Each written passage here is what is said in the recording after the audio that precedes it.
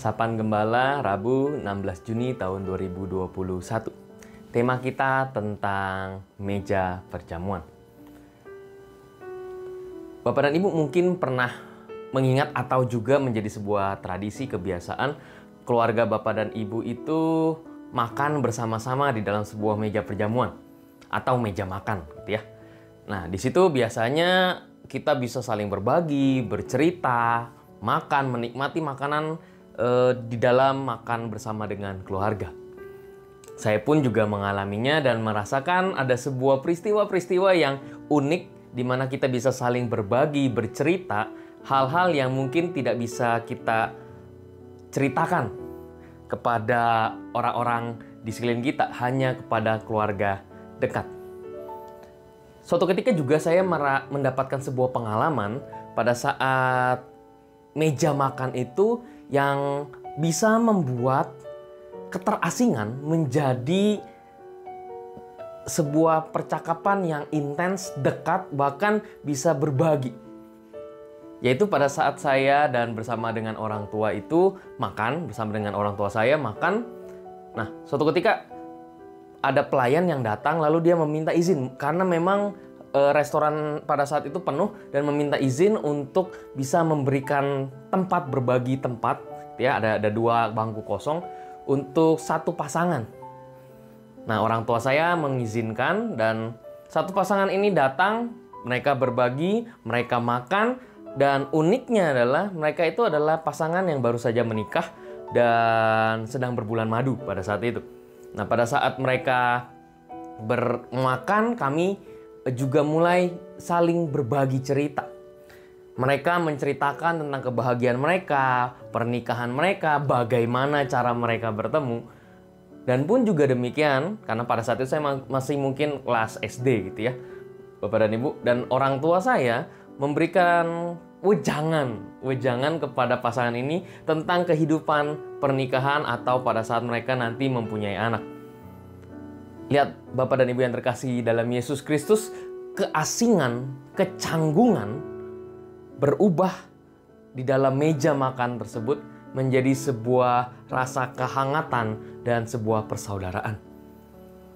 Demikian juga kita katakan meja perjamuan Tuhan, di mana Tuhan mengundang Bapak dan Ibu, adik-adik, dan saya semua untuk mengambil bagian di dalam meja perjamuan Tuhan tersebut.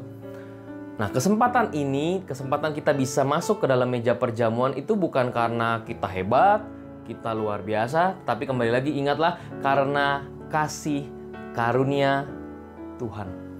Di dalam Kisah Para Rasul 2 ayat 42 dikatakan bahwa di dalam meja perjamuan Tuhan itu ada yang namanya berbagi.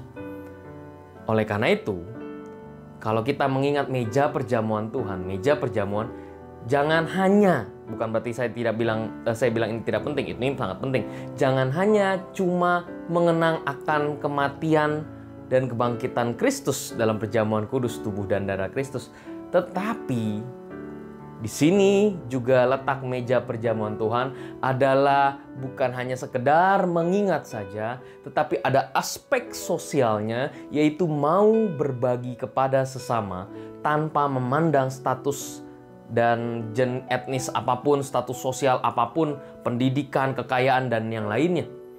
Melalui perjamuan Tuhan, keterasingan dapat dihilangkan dan menjadi sebuah persaudaraan. Marilah umat yang terkasih dalam Yesus Kristus, di dalam bulan misi ini, di mana kita diberikan kesempatan juga untuk berbagi. Di tengah kondisi yang carut marut, di tengah kondisi yang kita tidak tahu ke depan bagaimana, atau di tengah kondisi yang COVID-19 mulai semakin melonjak kembali, karena mungkin kita mulai abai, kita mulai lengah dengan protokol kesehatan. Hati-hati Bapak dan Ibu, saya juga mengingatkan kita bersama-sama harus jangan sampai kita abai dan lengah karena merasa sudah divaksinasi dan yang lainnya. Kita lanjut Bapak dan Ibu, kembali lagi pada saat di tengah carut marut peristiwa yang membuat kita bingung, apa yang harus kita lakukan? Ingatlah bahwa di dalam meja perjamuan Tuhan ada juga orang-orang yang mungkin lebih bingung dari kita. mungkin lebih mengalami ketidakadilan, mengalami kesusahan. Disinilah di dalam meja perjamuan Tuhan, Tuhan mengundang semua orang untuk bisa menikmati bersama-sama makanan. Marilah bulan misi ini bukanlah bulan yang cuma lewat begitu saja, tapi kita diberikan kesempatan, kita disadarkan. Kita masih diberkati Tuhan. Oleh karena itu, jadilah berkat bagi orang lain. Tuhan memberkati kita.